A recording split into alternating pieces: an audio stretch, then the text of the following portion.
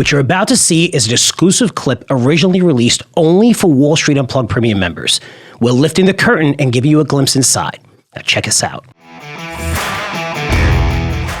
The other thing with the 60-40, I want to say, the 60-40 portfolio, I want to talk about further in upcoming podcasts and such, because I have a real problem with it. And I have a problem with its timeline, because it worked. You can look back and do back studies and say, hey, over this multi-decade period, from whatever you want to say, from the 50s to the 80s or from the 60s to the 90s, this portfolio has just been amazing.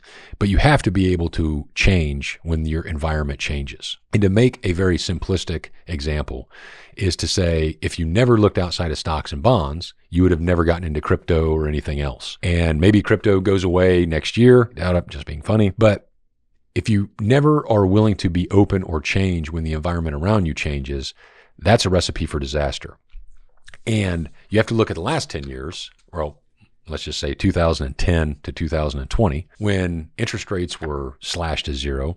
Your 60-40 really hurt you in a lot of ways with that exposure. And one way to look at that, and so Darius Dale in 42 Macro has changed the 60-40, and he's moved out of, and I don't want to say recently because I don't know everything, but the way he looks at allocation is stocks, gold, and Bitcoin. When I was at Rick Rule's investing conference, the symposium, Porter Stansberry was there and had a great conversation with Rick.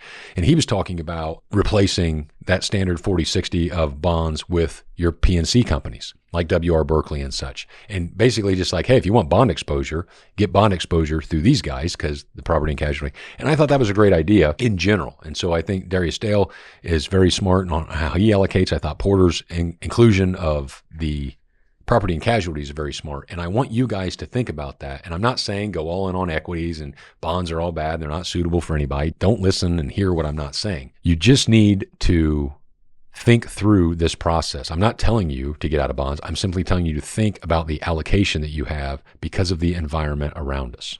Last point I want to make on being invested here is there's always going to be risk to point to and fears over a lot of stuff. For instance, right now, asset prices are all-time highs, near all-time highs. Unemployment's fine.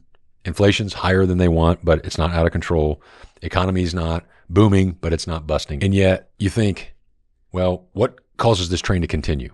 Well, we got a lot of momentum because of the policies and things that are going to make downriver. You got a lot of risk as well. But the point is you always have risk. And here's the big takeaway. When you look at the environment and the system that we operate on, you and I do not get to control those rules. What the Treasury Secretary is doing behind the scenes and making some changes, I'm not being funny behind the scenes, anything wrong or illegal. What they're doing, what the Fed is doing and talking about and all that, the levers and tools in their toolkit are for one thing, to manage the economy and make asset prices go higher. They don't say that out loud, but you look at any long-term chart of the stock market, it goes from the bottom left to the upper right. Yes, you have major drawdowns. I'm not saying that. I'm telling you, the reason you want to have exposure to equities, either through just the S&P 500 fund, low cost, whatever, also individual stocks, we're big stock guys, obviously, is because the system is designed to push those prices higher. Yes, a lot of it sucks because the currency gets dwindled so bad through inflation, but remember, that's the goal. Remember, I will continue to pound the table on this. I will go up against Powell anytime in the boxing ring on this. And that it's absolutely hilarious to listen to this gentleman say, we only want your prices to go up an average of 2% every single Florida year. When they go up past that, people complain they can't go too low because that's the system they're operating in.